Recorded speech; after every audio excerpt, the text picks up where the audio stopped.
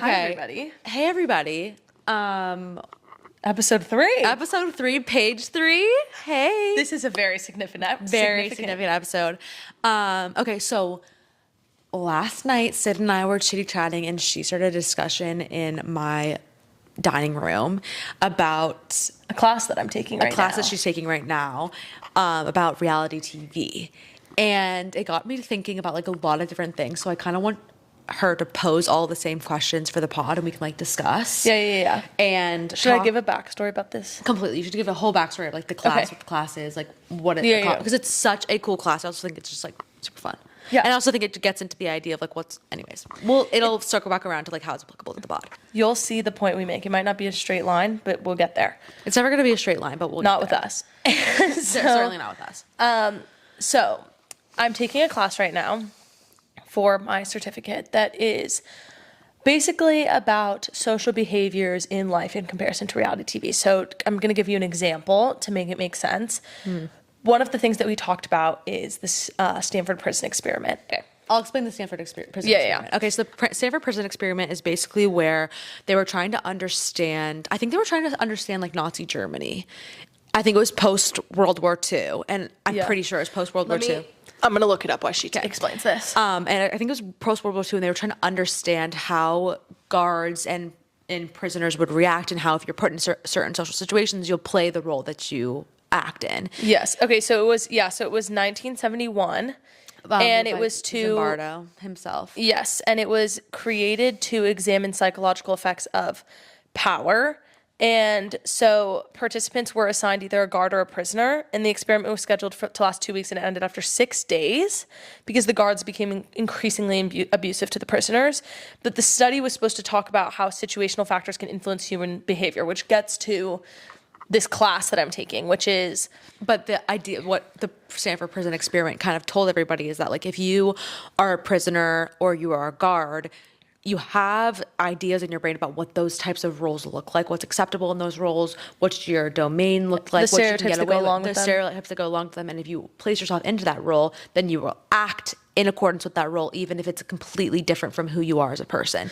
Yes. And the guards would act super, super abusive, and the prisoners would evidently take it, even though they were they went to Stanford, they were students, they had their own free will. I'm pretty sure they could leave whenever they wanted. Like, it really played into the social sphere of... If we're wrong about this, like, don't quote us on this. And feel free to correct us in the comments, because I don't want anybody to think it's wrong. But, like, that's the loose understanding that I had gotten from the many times I've studied this. I think it's a documentary that you can watch on, like, Hulu or Netflix. And there's a ton of journals about it. And now you're probably thinking, what the fuck does this have to do with reality TV? But...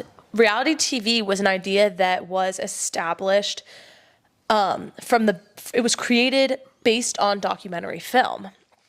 And the first ever reality TV show that ever existed is called American Family.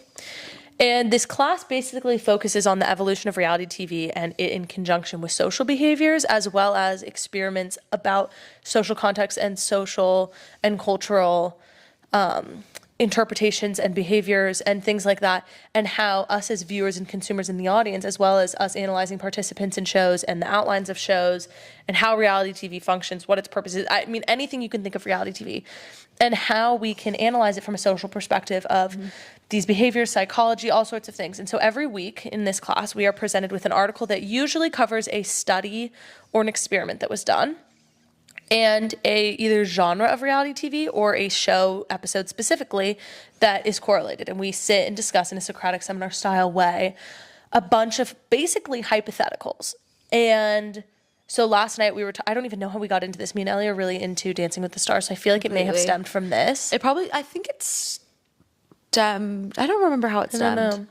But I said something about reality TV and if something's real or fake or not. And we talked about this for over an hour, well over an hour with her roommate. And I posed a lot of questions, and I think it was really interesting to listen to our discussion. So we put a pin in it, and we were like, this is so a pod episode. It's because, yeah. Okay, so why don't you pose some of the questions that you asked me?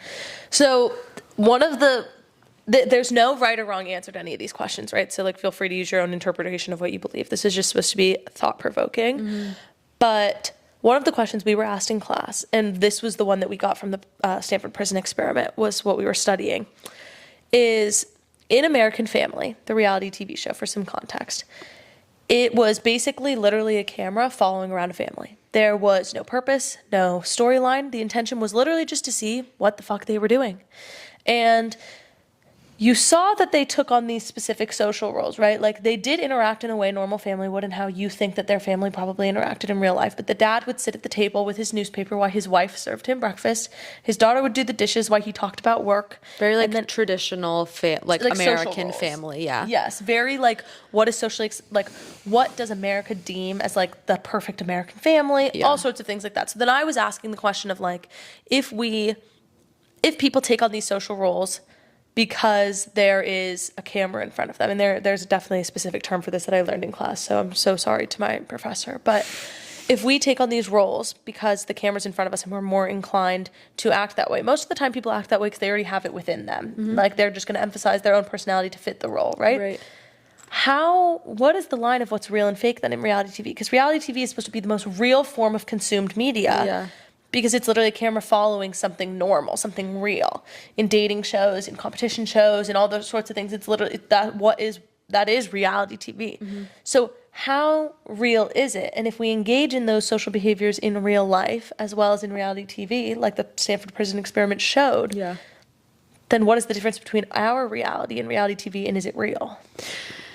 I think this is such an interesting topic. I was getting so infuriated last night at Syd because she kept poking and like trying to like I was poking holes in all of your theories because I just Exactly. wanted you to think. And so I think that one of my like first initial reactions was like, and like kind of how I still feel a little bit is like, well, there's very few things in life that are like live on polar ends. Like, there's very few things that are completely black and white. Those things are very rare compared to like normal everyday life is kind of like in that gray area. There's nothing that's like 100% real, 100% fake, 100% good, 100% bad. There's that polarity really is harder to find than I think people give it credit for. And I think the difficult part about reality TV is that it is like, there are aspects of it that I believe are real. Like, I do think that there are aspects that are real. There are things that are real, but there are other aspects of it that are also guided by producers. And it's interesting because who controls the narrative kind of decides what happens and like what you believe about the story. And so we were kind of talking about the difference between like a documentary and reality TV. But sorry to interrupt you, but the producers control the narrative to the narrative that the audience is consuming because they edit it, correct? Yeah. But now that social media is a thing, like for example, Love Island, people are posting edits, posting team this versus team that.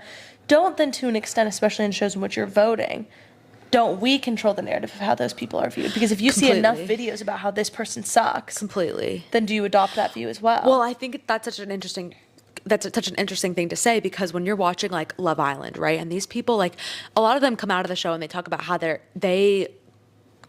and they're in their words say that they forgot that the cameras are there eventually. Like, they completely forgot that the cameras are there, which I think is definitely believable, because if you're being filmed 24 hours a day, there's probably some. At a certain point, it becomes normal. At a certain point, it becomes normal. At a certain point, it becomes whatever. And I think an interesting thing about social media and reality TV is that these people will take one clip, right? They'll take one moment of. Don't do this to us. Please. One moment of our lives, one moment, and say that your character lives in that one singular moment. Correct. And I think that comes a lot into play with cancel culture, about how people are only good or only bad, or they're defined by their worst moments. And I think something that I've always thought about cancel culture that I think is so interesting, this is kind of off the beaten path, but we always like to go over there. Before you get there, totally want to go down the beaten path with you, but I think it's important to know, if we're going to discuss Love Island, that multiple people on the UK seasons, I cannot confirm if it's on the US seasons as well, have very, very sadly committed suicide because of the bullying as a result of the show. And so last season, if you watched US season over the summer, Huda and Sierra were getting, I'm not going to like share my opinions on this because people were very upset one way or another. I didn't even watch it. Well, these two characters were getting extreme villain edits or not villain edits, and the contestants don't have their phone on the shows, and they were getting bullied to the utmost extreme, and people were commenting being like, take this down. When they get their phones back, they get a mass wave of all the content that's been about them while they're gone, and people have genuinely committed suicide as a result of the bullying from it. And so then is it real or fake? Because the effects of it are so real, and they are experiencing it in real time in the villa. So much so that your psyche goes through a drastic change. And I also think it's one of those things where you're just not, and I talked about this in my English lit class about like self-surveillance and like how other people will like surveil you, or the idea of the oh my god, what is it called? You talk. I'm gonna figure what this is called. Well, so the other thing that we were gonna discuss is I want to go back to really quickly like the social behaviors that we engage in life versus the ones that are engaged with on reality TV. Two important things that I've learned, and take this with a grain of salt because I'm not my professor and I'm sure I'm not articulating his thoughts as clearly as he would like me to. Sorry, Mr. Lopez.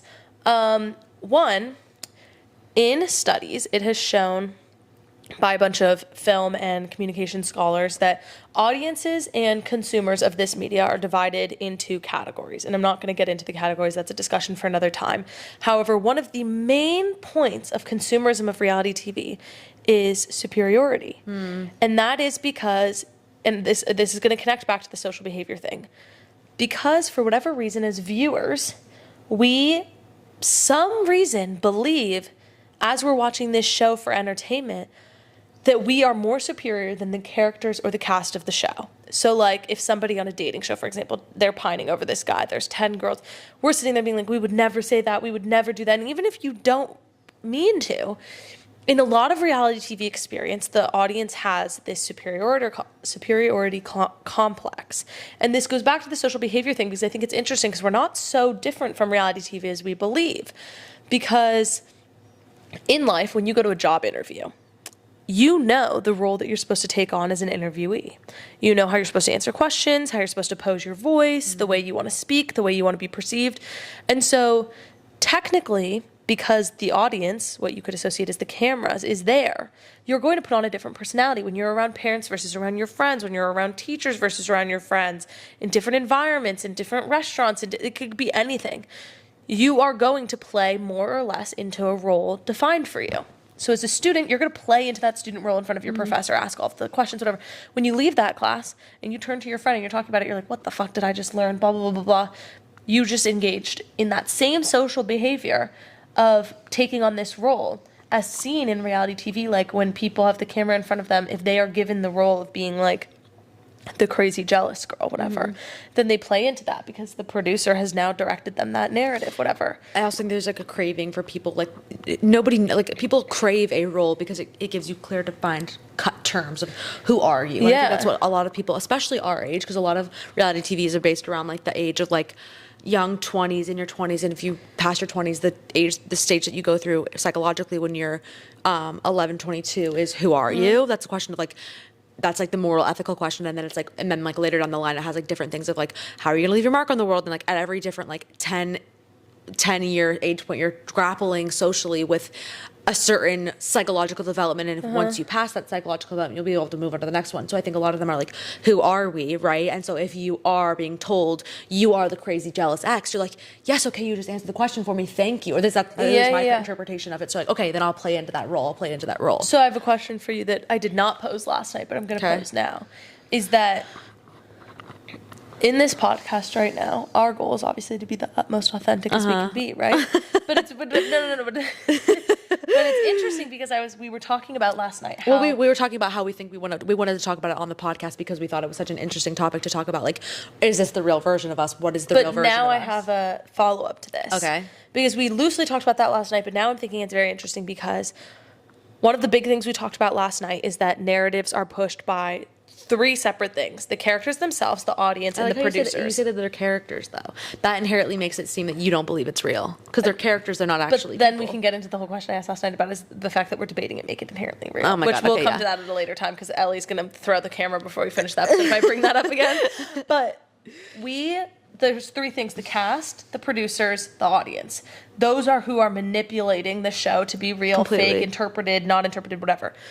We are not only the producer, the director, the editor, we are the producer, we are also the cast. So we own 2/3 of that majority that are manipulating that narrative. Like when we end this episode right now, we can cut out whatever I just said if we don't want to share it. Yeah. If we don't want it to be interpreted, if we're scared of, right? Hypothetically, when we post the promotion for this video on TikTok, I could clip a specific part that makes you look like you said something so unbelievably outlandish that people are like, what the fuck is Ellie on? Yeah. So what is the difference? Like, where do you draw the line between reality and reality TV? Like, you know what I mean? Between like our podcast or in our, we're a lot, is the only difference between reality TV and our live the camera presence, because we engage in the same social behaviors for different metaphorical cameras. Like you're getting interviewed and you act a certain way, that the person interviewing you is that metaphorical camera, right? So is the biggest difference the physical production of it? Yeah. That's such an interesting conversation to have, because, well, no, number one, I think it's not reality TV. I don't think what we're doing is reality TV. And also one distinct difference is that this is us sitting down for an hour in a very closed context. In order for reality TV, in my mind, you have to go through more parts of a day, more parts of your life. And maybe eventually it could become like a reality TV, like you're watching what happens in our lives. Like maybe that's the case, but for right now, it's not, because it is this is 1 hour of our lives, one hour of our day on a random Monday. And so I just don't think that is enough of an indicator. That's not like following us around. Do you know what I mean? I think reality TV is like you're seeing you're also seeing only one side of our lives. This is me and you talking. This is just me and you speaking. But then we get into the debate of like reality TV is being followed around. So is the difference between reality TV and documentary what you're gaining from it? Like from reality TV, you're gaining laughter, entertainment, whatever. But from documentary, you're gaining knowledge, understanding, questions answered. But I think that you do get the same sort of situation from reality TV. It's just packaged differently. Like there's already so much social experiments, social talks, like psychological things that go in. You can learn so much from reality TV. So do you think that the difference between, this is a genuine question, this is not a leading question, the other ones were. Do we think the difference between documentary and reality TV is that documentary is more academic? Marketed as academic. I said this to you last night. I think the marketing for a documentary and reality TV are what differentiates. Because I think that in society, we as people, and we talk about this in my English lit class, about how when a concept doesn't exist unless you say that it exists, right? So you just went down the path I went down last night. A concept only exists because we said it did. Yeah, and a concept, reality TV only exists because I need you to let me finish my thought. And when I'm like gonna get so annoyed with you, okay? She just shot herself in the foot over what she said last night. No, I said that last night. I know. I said that last night. So I think that the idea of like reality TV is like it's made into what it is because we as a society understand and have defined that term through through repetition, through whatever. This also goes into a different topic that I'm gonna cross my fingers so I remember that, but.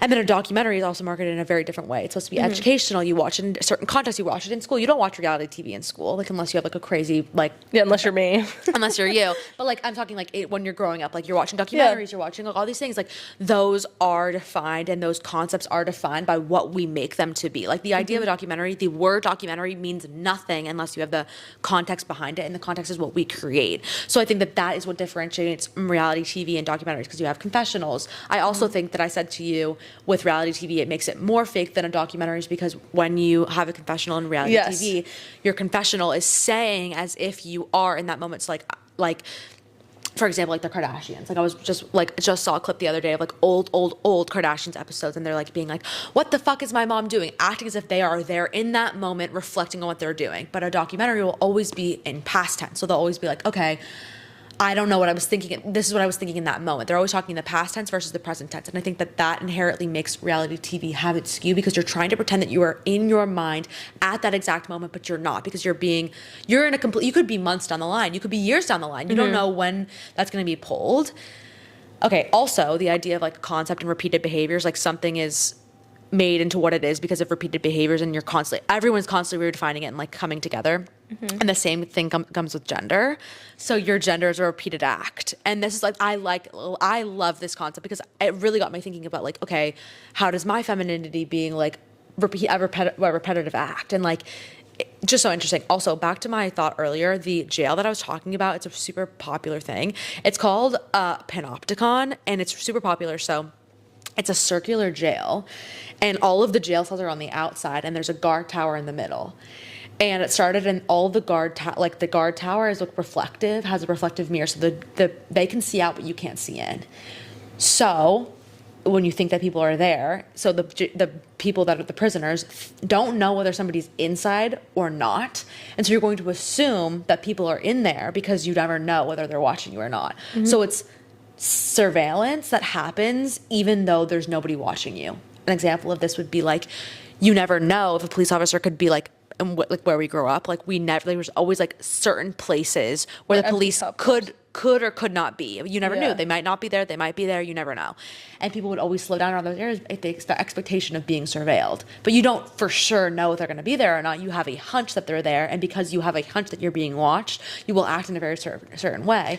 And the same idea goes into the like self-surveillance of like, okay, internalized male gaze. You think that a man is watching you. You want to act perfectly. You don't want to be judged even by your own self. So you'll surveil yourself in your own home in the privacy. Even though nobody's watching you, you will self-surveil yourself into what you think is correct, what you think is good, and you'll act in the ways that people want you to act because of this like idea. Which furthers the concept that we were saying earlier, that the main difference between the way we engage in real life and the way that people engage in reality TV is the physical production of it. Completely. Because the social behavior, though maybe exaggerated by producers and edits in reality TV, the social behavior is just as prominent and utilized in daily life because the surveillance there is physical, but the surveillance here is just as real. It's just as, and that's what I think also is interesting, because I guess you can consider social media as a reality TV, like TikTokers. Like you go through all aspects of your life. Like drama. You're posting a get ready with me. You're posting a spend the morning with me. You're posting like 7 times a day. That's following your life. Yeah, I think the only thing is like there's not a lot of like. There's not like a reflection period. I think that's the thing that's a confessional is like a good indicator of reality TV, because like in a TikTok video you're not sitting there and being like there's not and gonna be, I thought like during your get ready with you like doing your makeup whatever, it's not a cut and be like, and in this moment I was thinking, you know what I mean, like it's just like, so I think that's an interesting aspect of it. I also think again that you're showing one specific situation in one specific circumstance. And I think that gets into the same idea of cancel culture, is like there's such a problem with it because you are not only saying that you know who a person is through a screen, and because of one moment, it could be anything. People get canceled for so many things these days, and it freaks everybody out. And I think that something that I've always thought to combat that is like I also understand where cancel culture comes from, because I think that a lot of times, especially I think accountability is important. It's just completely. I think the methodology of it has become a little, and the reaction to it is completely like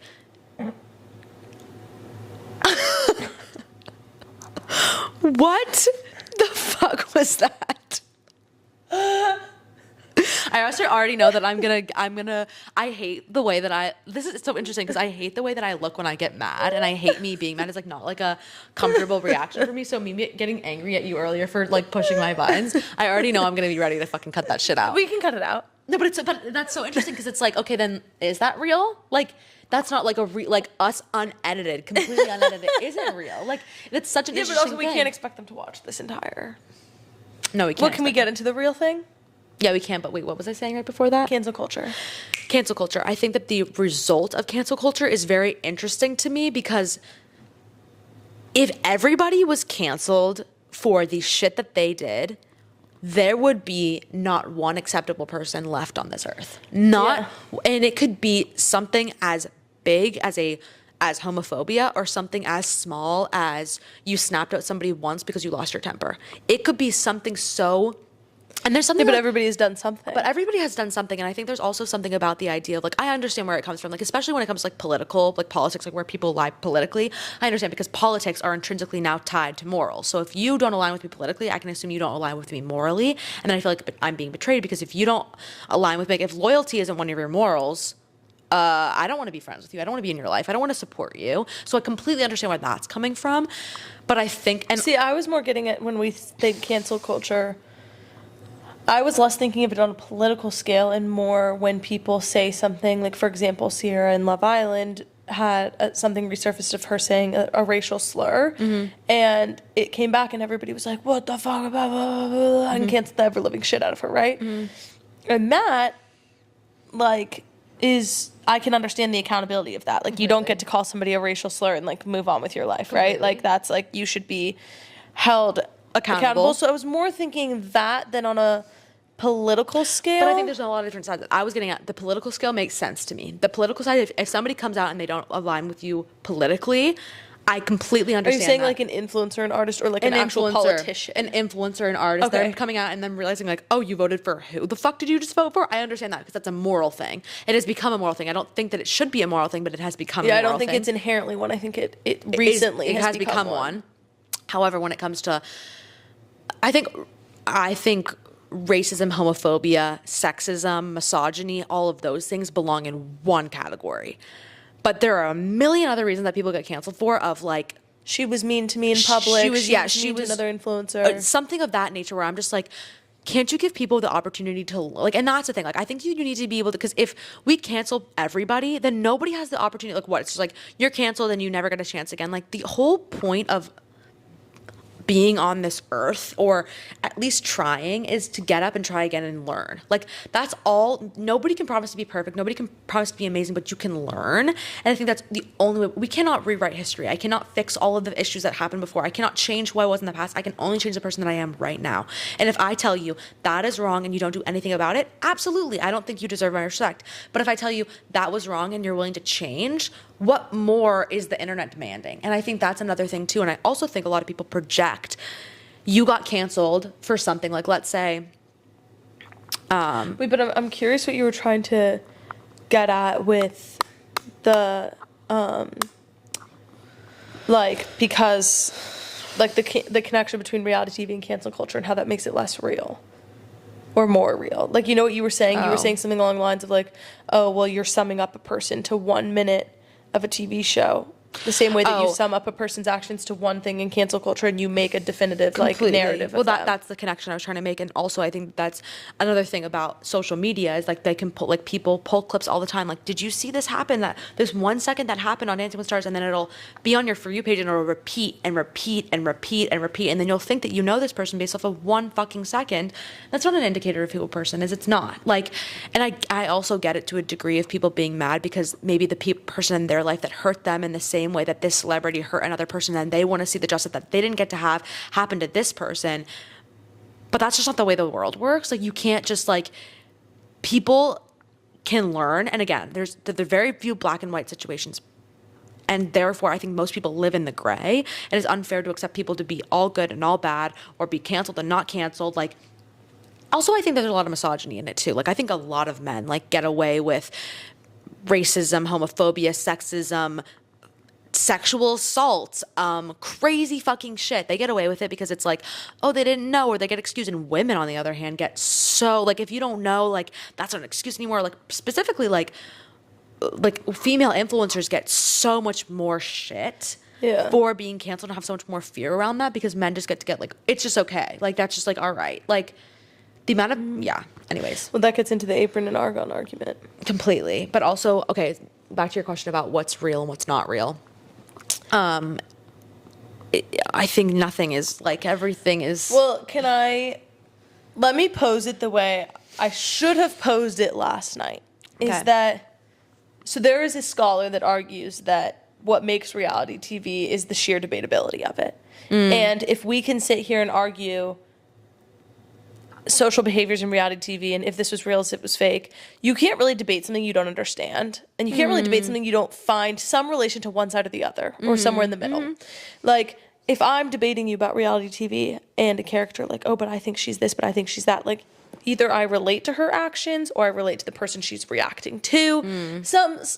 You kind of see where I'm going. Yes. So there's a scholar that believes that the reason that reality TV can be considered real, despite all of its flaws, despite all of its external manipulation, like, despite the actual production value of it, despite the audience, despite the cuts and the clips and whatever, what makes it inherently real is the sheer debate. The camera got cut off, but I'm going to go back to my thought, is that There's a scholar that basically argues that the sheer debatability of reality TV is what makes it real enough, because you can't debate something you don't understand, you don't conceptualize, doesn't feel real to you, or you don't relate to. And so despite all of its flaws, that's the argument.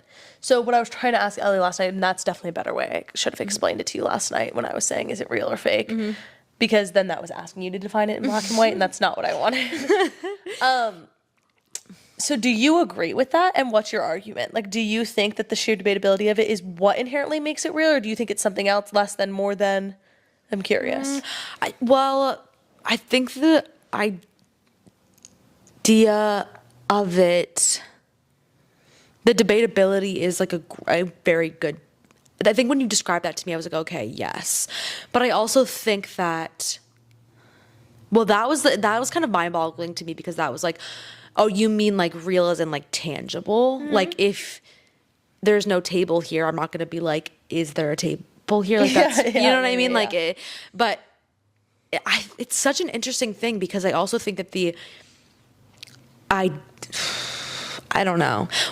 I think in that term, yes, the debatability of it is what makes it real. What I find more interesting than the debatability making something real or not real is how people will define what is real and authentic, especially because social media now praises being real, being authentic. But what is that? But what is that? And what does that look like? And is that even a thing? Like, because you might think an influencer on social media is not real and authentic and fake, but if I relate to her, then I'm going to think she's real and authentic. Exactly. And that's such an interesting, like, that is so interesting to me, because there are people probably going to say that we are either real or not real, depending on certain things that they attribute to us, and probably based on those expectations of people that they've met that are like me and like you, and they have had this experiences where something about me reminds them of something in their life that was either real or not real, and they will therefore attribute that person based on their social experiences. But it's also because you can know your audience, so they're, oh my God, if you guys knew Shiloh, this is not typical. This is not behavior. Like, he is a baby. So asleep. And this is my girlfriend's cat, Shiloh. Shy. He's our baby boy. But it's just interesting, because it's like,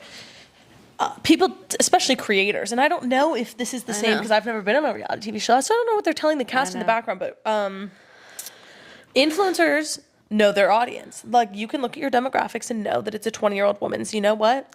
You're going to appeal to a 20-year-old woman. You are, inherently. Even if you don't mean to, subconsciously, you are going to do that. So that portion of your audience is going to find you real and authentic. There's also a lot of, like, it could be something as simple as, like, what we're wearing right now. Like, it could be something as simple as, like, we have a fucking hand chain on right now, and that's such a catchy thing to do. Therefore, you find me real because you know that that's a 20-year-old thing to do, or the way that I talk is such a 20-year-old way to see something. And so it's just it's really interesting. This class has a really interesting concept to me, and it's not something I would have thought of when I signed up to take a reality TV class. I did not think I was going to be getting in social moral debates about reality TV, and we've spent a lot of our class talking about social moral debates around reality TV. And there's actually another topic I want to get into, but I actually think, now that I'm thinking of it, it should be another episode. Okay. It shouldn't be alone.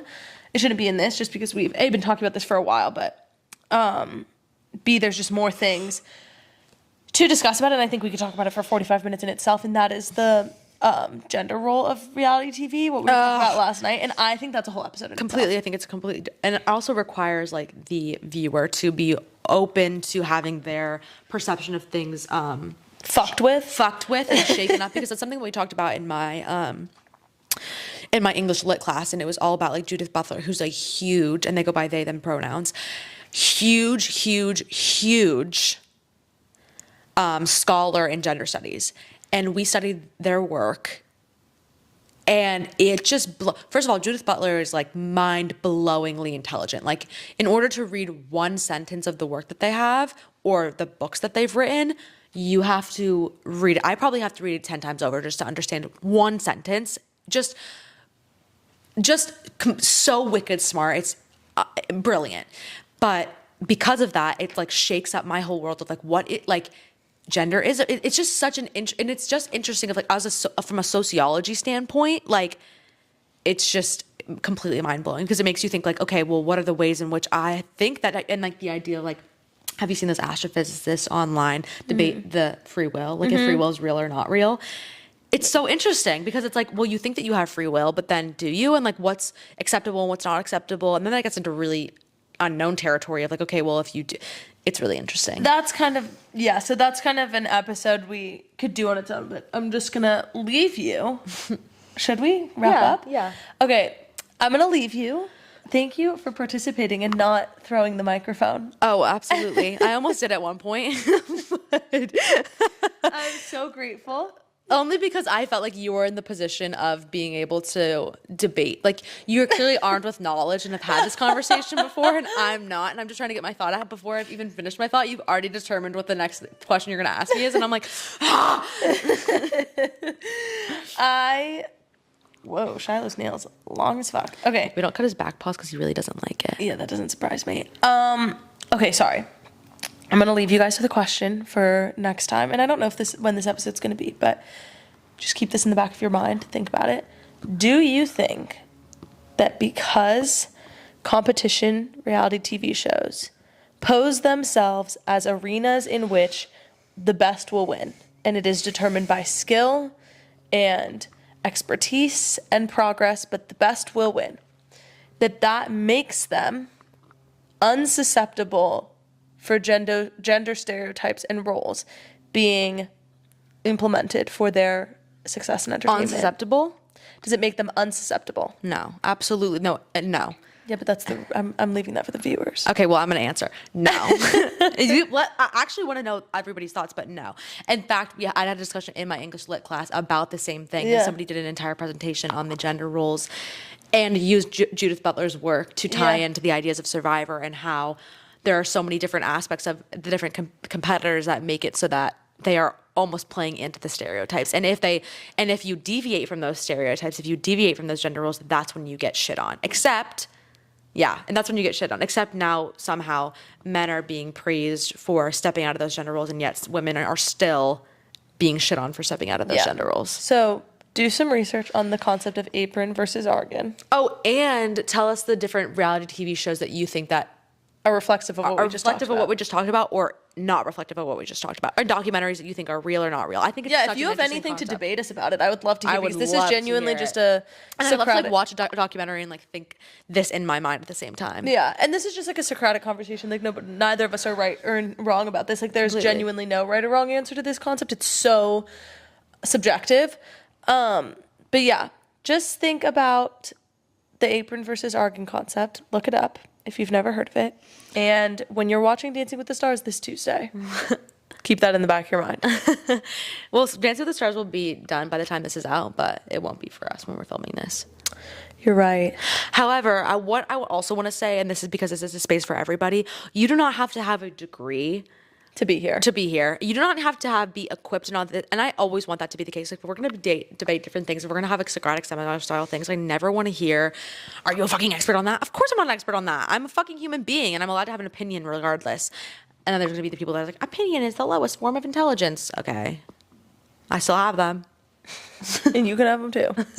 And also, like, this isn't that serious. Like, it's literally just a conversation that we organically got into last night, eating dinner, sitting at the table. I asked one question and it turned into a whole on debate. It was so fun. I mean, it was so entertaining. I love talking about stuff like this. I love conversations like this because I actually like when my world gets rocked a little. I think it's super interesting. Me too. But yeah, you are not smart enough to be here. We're too smart to be here. Don't put yourself off the horse and don't put yourself on the horse. Just be here. Remove the horse. So yeah, think about that. Yeah, think about that. Let us know your thoughts. Please, please, please. Actually engage and let us know your thoughts, because I would love to have a discussion. And if there's any scholars out there that are watching this, or anybody that has studied this, or any, like, if you have like a scholarly article that you wrote about it, like, totally link it. I want to read it. Yeah, or if you've engaged in reality TV, you're an influencer, anything, if you have any opinion and also like personal insight on this, I would love to hear somebody who's lived its perspective. Yes, because obviously I'm not on reality TV and I'm not an influencer yet. So yeah, if you have any insight, I'd love to hear it. I'd love to discuss with anybody willing. And yeah, we still don't have our outro. Well, I also think it's interesting because I don't think either of us want to be influencers. I don't think I want to de-influence you, but I guess that is an influence. Yep. Trying to de-influence is also an influence. Anyways, it's so interesting. But yeah, we don't have an outro. We don't have an outro. So, okay. we're gonna out. Outro. Wait, should we mic drop? Yeah. Wait, I gotta put mine over here. 'Cause Shiloh. Okay, 3, 2, Two, one. 1.